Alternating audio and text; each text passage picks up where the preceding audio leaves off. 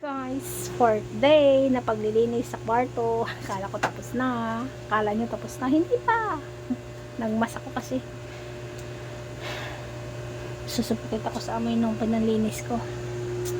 Ayan guys. Itong last part ko ay ang pinakalalim ng lababo namin. Tinanggal ko yung mga bubot dito. Kasi naglilik nga. Naglilik yung aming lababo. So ito yung guys. So, may nabili ako sa TikTok na silicone daw to, silicone, ewan ko, basta silicone daw yan. Pero pag nabasa siya, budol yung store guys. Pag hindi naman siya malangis siya, hindi siya dumidikit, basta ganyan lang. Pag nabasa siya, lumulubo, so nagkakaroon ng ganyan. Ito ang problema dyan kasi yung tanggal na yung grout niya, tumatagas dito. Ganyan ang nangyari. So ito yung ating imbakan dito ng mga, hindi kasi ito nakakabinet guys, mga lagayan ng ganito. Ayan, mga baunan pang ref. Ayan, so magbawas tayo ulit ng gamit dito. Ito kasi itong mga to, beads ko to, di pwede itapon, mga beads ko to. Ayan, mga scissors, palais.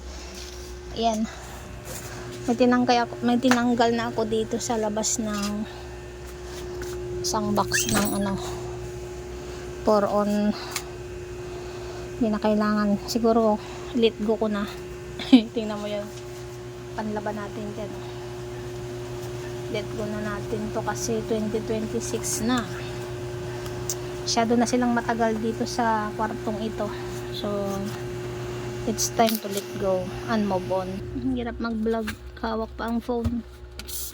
Ayan ito pinlinis natin sakit sa ilong, sabi friendly sa ilong. Bakit budol yata yung nabilahan ko nitong shop. Perwisyo.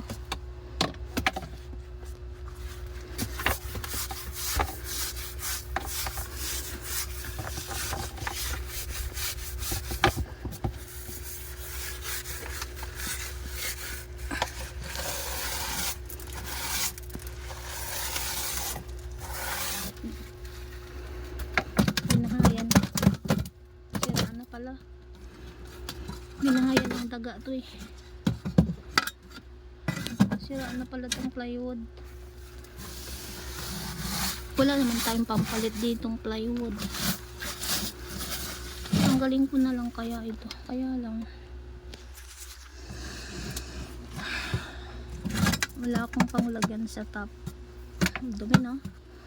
Pasintabi naman dyan sa sa mga kumakain.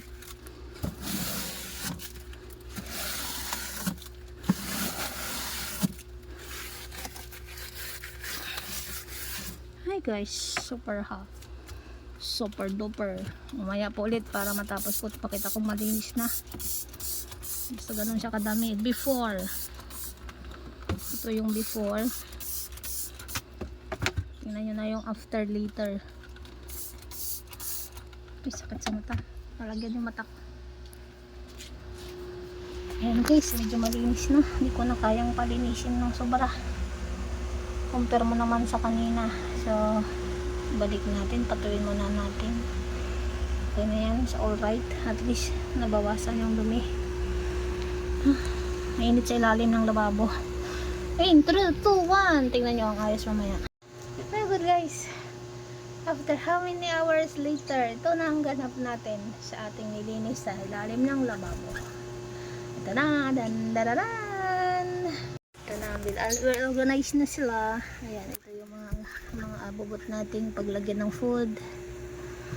Kinukurtinahan ko lang kasi itong ilalim namin. So itong mga nandito kasi di pwede pa ito itapon. Business ko yan dati, yung mga iba't ibang uri ng beads. Ayan, lagyan ng beads yan. Tapos beads din yun, marami kasing kulay kasi ang beads So hindi ko kasi masyadong makita yung ilalim. So okay na to, okay na sa alright yan. Basta nalinisan ko siya. lahat, nawala yung leak. Itong box na to may lalagay ako dyan na tinanggal ko sa labas. Balik ko lang yan. Mga kinalawang na long nose, mga ganon. Paglagyan ko to. Long nose. Basta yung mga pang tools natin dyan ko ilagay. Kasi tinanggal ko na yung lagayan. So ito pa ang messy ko guys, oh. Mga messy ko patapon na ito. So ito, tingnan nyo guys, oh. Aayusin ko pa to kasi kinalawang na.